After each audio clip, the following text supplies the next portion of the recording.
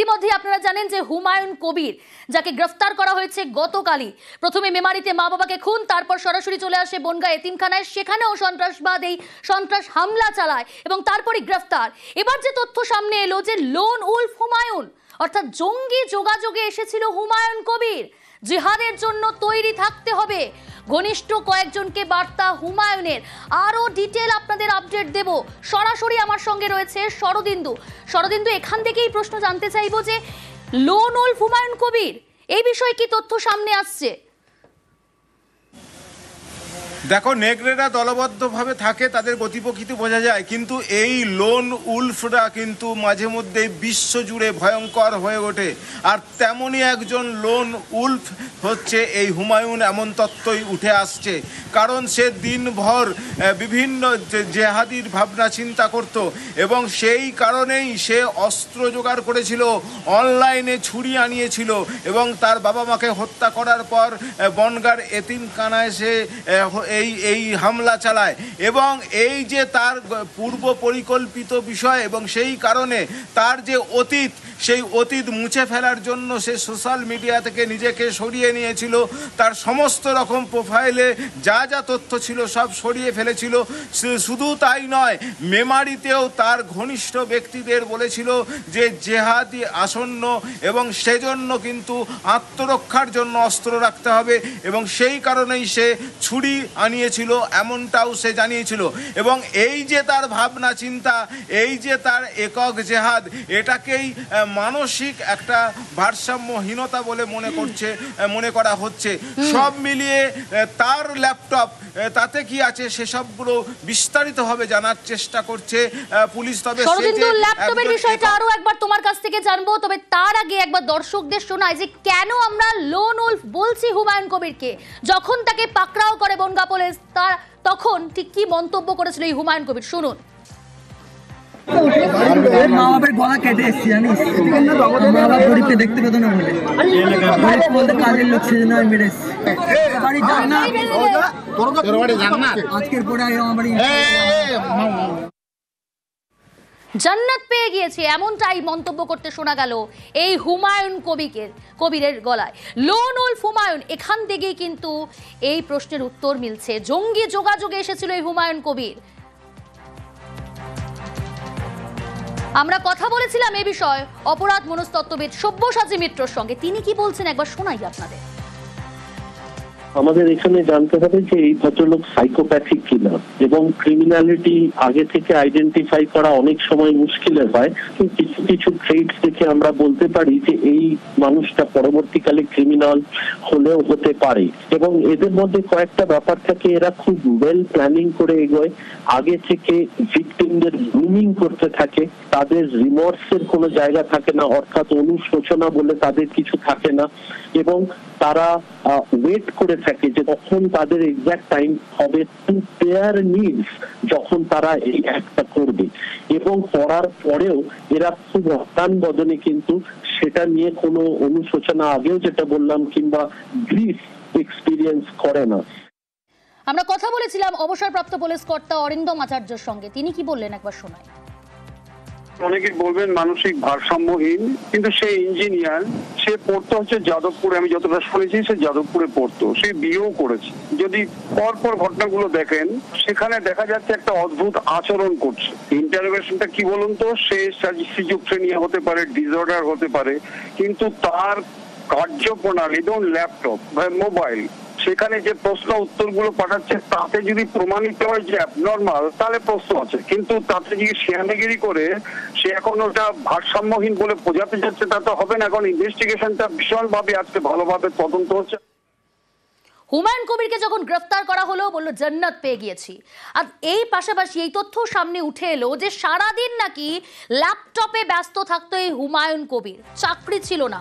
তারপরেও এই ল্যাপটপ নিয়ে কি করতো, কিসের এত ব্যস্ততা, আরো ডিটেল আপনাদের জানাবো। শরদিন্দু সরাসরি রয়েছে আমার সঙ্গে। শরদিন্দু, চাকরি তো ছিল না, চাকরি এক সময় করতো, তারপর চাকরি ছেড়ে চলে এলো মেমারিতে, তাহলে ল্যাপটপ নিয়ে সারাদিন কি করতো এই হুমায়ুন কবির?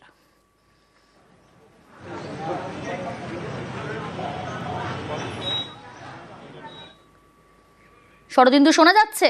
এমনটাই কিন্তু তদন্তের জন্য ভাবনা চিন্তা চলছে। কারণ হচ্ছে যে তার সারা রাত সে ল্যাপটপ নিয়ে পড়ে থাকতো এবং সারা দিন সে ঘুমোতো, ঘরের বাইরে বেরোতো না বললেই চলে, তবে সারা রাত সে ল্যাপটপ নিয়ে পড়ে থাকতো এবং এই বিষয়টা নিয়েই কিন্তু তার বাবার সঙ্গে তার একটা সংঘাত হতে পারে, বাবা কোনো সন্দেহ করে থাকতে পারে, এমনটা পুলিশ মনে করছে এবং সেই জন্যই বাবা মাকে সে নৃশংসভাবে খুন করে এবং তারপরে বনগা চলে যায়, সেখানে এতিমখানায় সে হামলা চালায়, এমনটাই মনে করা হচ্ছে। এখন এই যে সে নামি চাকরি, দামি বেতনের চাকরি দিল্লি থেকে ছেড়ে দিয়ে চলে গেল, নিরুদ্দেশ হয়ে গেল, হিমাচল থেকে পাওয়া গেল, তা কি কোনো জেহাদি কাজের জন্যই, জেহাদি কোনো সংগঠনের সঙ্গে কি সে যুক্ত হয়ে পড়েছিল?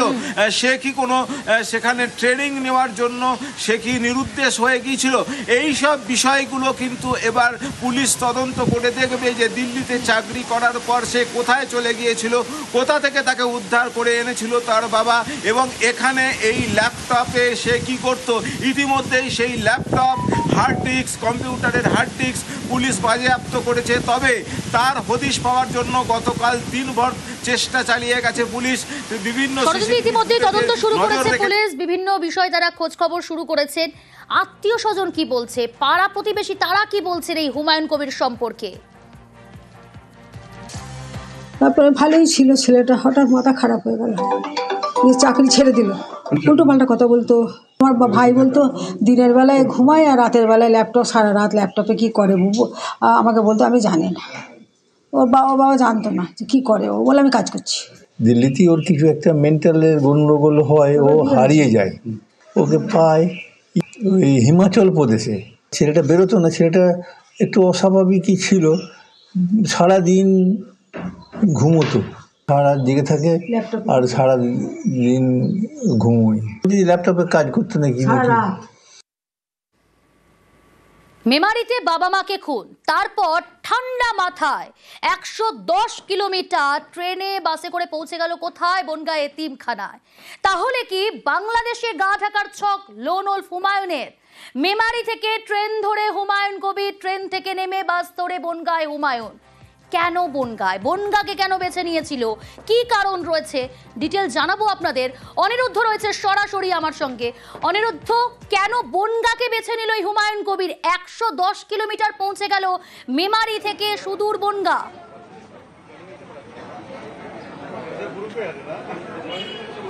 একদমই প্রিয়াঙ্কা, এই মেমারি থেকে 110 কিলোমিটার পাড়ি দিয়ে কেনই বা বনগাঁ এলো এবং কেন তার টার্গেটে এই এতিমখানা ছিল, যেখানে গিয়ে একাধিক ব্যক্তিকে অর্থাৎ 4 জনকে সে ছুরির আঘাতে আহত করেছে। এবং এই আহত করবার পরে তার যে বক্তব্য, পুলিশ কিন্তু জানবার চেষ্টা করছে যে দীর্ঘ পথ অর্থাৎ 110 কিলোমিটার মেমারি থেকে বনগাঁ, এবং মেমারিতে তার বাবা মাকে খুন করলো গতকাল, নৃশংসভাবে খুন করলো। পরবর্তীতে সন্ধ্যার সময় বনগাঁ এসে যে ঘটনা ঘটিয়েছে সে ঘটনাতেও নৃশংসতার ছোঁয়াই রয়েছে।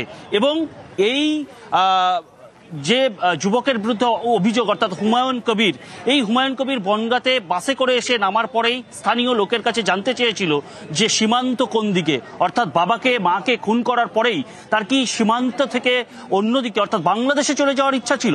পুলিশ কিন্তু এই বিষয়ে তদন্ত করে দেখছে যে হুমায়ুনের আসল উদ্দেশ্য কি ছিল, বা সে কেনই বা নিজের বাবা মাকে খুন করে পরবর্তীতে তার টার্গেট হলো এতিমখানায় এসে সে আক্রমণ করলো।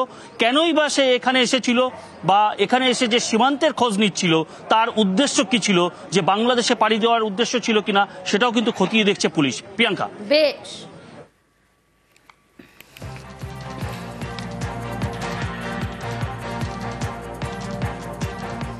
মেমারিতে খুন করে বনগাঁয় হামলা, বনগাঁর এতিমখানাকে বেছে নিয়েছিল হুমায়ুন কবির। নিউজ 18 বাংলার হাতে এলো চাঞ্চল্যকর তথ্য। কি সেই তথ্য? অনলাইনে ছুরি কিনেছিল হুমায়ুন কবির। অনলাইনে কেনা ছুরি দিয়ে মা বাবাকে খুন।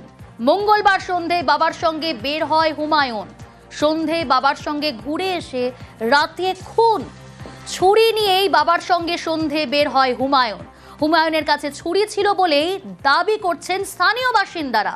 স্থানীয়দের প্রশ্নের মুখে অনলাইনে ছুরি কেনার কথা জানায়। সন্ধে থেকেই মা বাবাকে খুনের ছক। বাড়ির সামনে পাড়াপড়শিরা থাকায় প্ল্যান ক্যান্সেল করে দেয়। সন্ধ্যের বদলে রাতকে বেছে নেয়, আর রাতেই ঘুমন্ত মা বাবাকে খুন। প্রত্যক্ষদর্শীদের দাবিতে জোরালো জল্পনা, অনলাইনে কেনা সেই ছুরির খোঁজে পুলিশ। আমার এমনিতে ও বাইরে বেরোতো না, ও ঘরের ভিতরেই থাকতো। এখানে সব ছেলে নাকি বলছে ওরকম নাকি ছুরি বের করেছিল নামাজ পড়তে এসে, মানে যেদিনকে এই ঘটনা হয়েছে সেদিনকে নাকি বিকালে, সেটাই পাড়ার ছেলেরা নাকি বলছিল।